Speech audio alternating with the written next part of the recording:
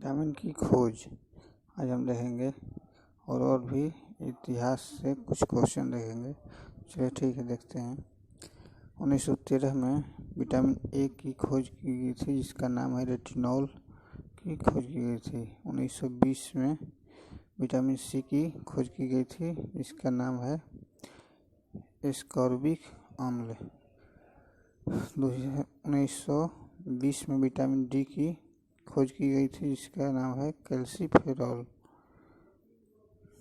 1922 में vitamin E की खोज की गई थी जिसका नाम है टोकोफेरॉल की। 1929 में विटामिन के वन का खोज की गई थी जिसका नाम है फिलोक्विनोन। 1910 में विटामिन बी1 की खोज की गई थी जिसका नाम है थायमिन। 1920 में विटामिन बी2 का खोज किया गया था जिसका नाम है राइबोफ्लेविन। 1936 में विटामिन बी3 का खोज किया गया था जिसका नाम है नियासिन। 1931 में विटामिन बी5 का खोज किया गया था जिसका नाम है पेंटोथेनिक अम्ल।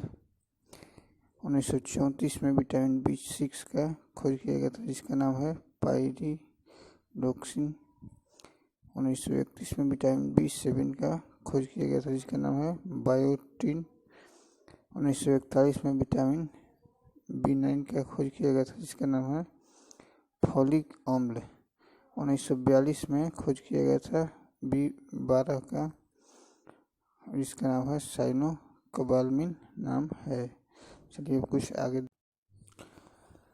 आज हम देखेंगे मध्यकालीन भारत के इतिहास से कुछ क्वेश्चन। चलिए शुरू करते हैं।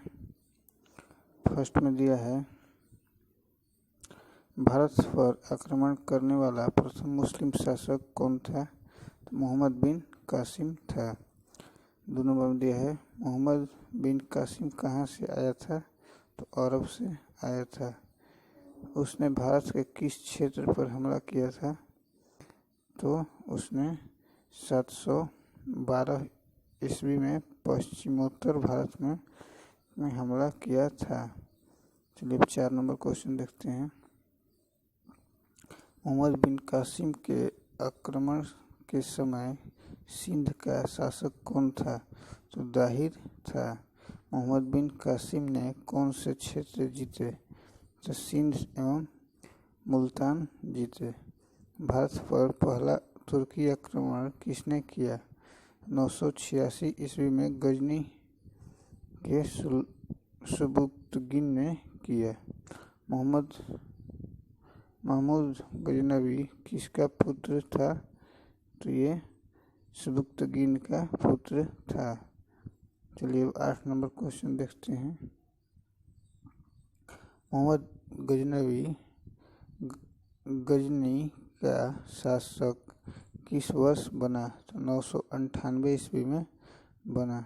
9 नंबर दिया है मोहम्मद गजनवी ने भारत पर पहली बार आक्रमण किया। तो 17 बार आक्रमण किया है। फर्स्ट 1001 से 1027 ईस्वी तक आक्रमण किया है और टोटल 17 बार किया है। 10 नंबर दिया है 1001 ईस्वी में गजनवी के आक्रमण का सामना किस हिंदू शाही वंश के शासक ने किया? तो जयपाल ने किया। गजनवी ने मुल्तान पर हमला कब बोला? तो 1006 में बोला।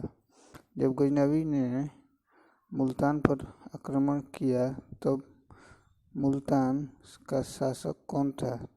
तो अब्दुल फतह दाऊद था। चलिए आगे सोमनाथ पर किसने आक्रमण किया था? मोहम्मद गजनवी ने 1025 ईस्वी में किया था। 15 नंबर दिया है मोहम्मद गजनवी ने अंतिम हमला किसके लिए किया था? जाटों के विद्रोह को दबाने के लिए किया था। 16 नंबर दिया है भारत में तुर्की राज्य का संस्थापक किसे माना जाता है? तो मोहम्मद गौरी को माना जाता है। 17 नंबर दिया है मोहम्मद गौरी ने सबसे पहले भारत में कहाँ हमला किया था? तो मुल्तान में हमला किया था। चलिए 18 नंबर क्वेश्चन दिया है, मुल्तान पर आक्रमण के समय किस शासक के हाथों उसे हार का मुंह देखना पड़ा? तो गुजरात के शासक मूलराज थे, उनके हाथों उनको उनका हार का सामना करना पड़ा। 19 नंबर दिया है, तराइन के प्रथम युद्ध 1191 में मोहम्मद गौरी को किसने हराया? पृथ्वीराज चौहान ने हराया था। 20 नंबर दिया है, तराइन के दूसरे युद्ध 1192 ईस्वी में किसकी जीत हुई? तो मोहम्मद गौरी की जीत हुई थी। 21 नंबर दिया है, पृथ्वीराज चौहान को बंदी बनाकर मोहम्मद गौरी कहाँ ले गया? तो अफगानिस्तान में ले गया था। 22 नंबर दिया है, चंदवार के युद्ध 1194 ईस्वी में मोहम्मद गौरी ने किसे हराया? कनौज के गढ़वाल शासक जयचंद को हराया। 23 नंबर दिया है, मोहम्मद गौरी ने किसे दिल्ली और उसके आसपास के इलाकों को सौंपा? तो कुतुबुद्दीन ऐबक को सौंपा। 24 नंबर में दिया है, किसने नालंदा तथा विक्रमशिला को नष्ट कर दिया? बख्तियार खिलजी ने नष्ट कर दिया। यह मोहम्मद गौरी का सेनापति था। बख्तियार खिलजी कैसे मारा गया? तो 1206 ईस्वी में खोखरों के साथ युद्ध में खिलजी मारा गया था। चलिए आगे देखते। गुलाम वंश के दौरान कुतुबुद्दीन ऐबक ने कुतुबी इल्तुतमिश ने शमसी और बलबन ने बलबनी शासन की नींव रखी। चलिए आगे देखते हैं। 27 नंबर दिया है, गुलाम वंश को और किन नामों से जाना जाता है? तो इलवरी, मामलुक तथा दास वंश के नाम से जाना जाता है। 28 नंबर दिया है, दिल्ली का पहला तुर्क शासक किसे माना जाता है? तो कुतुबुद्दीन ऐबक को माना जाता है। 29 नंबर में दिया है, किसकी मृत्यु के बाद कुतुबुद्दीन ने स्वयं को लाहौर का स्वतंत्र शासक घोषित किया? तो मोहम्मद गौरी ने घोषित किया था। 30 नंबर क्वेश्चन में दिया है, किस सेनापति की मदद से कुतुबुद्दीन ने बंगाल को अपने अधीन किया? तो कैमाज रूमी के आक्रमण से किया। कुतुबुद्दीन ने बंगाल का सूबेदार किसे नियुक्त किया था? तो अली मर्दन खां को नियुक्त किया था। 32 नंबर दिया है, कुतुबुद्दीन ऐबक को उसकी उदारता की वजह से क्या कहा जाता था? लाख बख्श कहा जाता था। कुतुब मीनार किसने बनवाया? तो कुतुबुद्दीन ऐबक ने बनवाया था।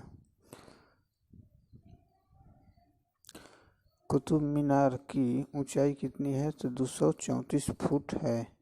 दिल्ली में कुब्बत उल इस्लाम मस्जिद और अजमेर में 2.5 दिन का झोपड़ा किसने बनवाया? कुतुबुद्दीन ऐबक ने बनवाया।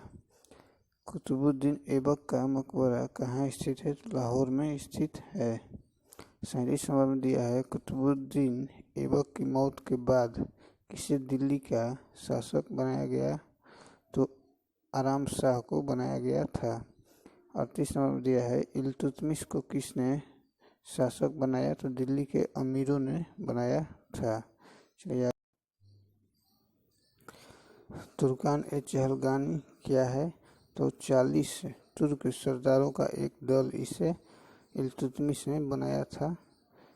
41 नंबर दिया है, इल्तुतमिश के शासनकाल में किसने पश्चिम उत्तर भारत पर आक्रमण किया? तो मंगोल शासक चंगेज खान ने आक्रमण करके शासन किया। 42 नंबर दिया है, इल्तुतमिश ने किसे बंगाल का गवर्नर नियुक्त किया? तो हुसामुद्दीन को नियुक्त किया। 43वां दिया है किसने उज्जैन पर आक्रमण कर महाकाल का मंदिर लूटा?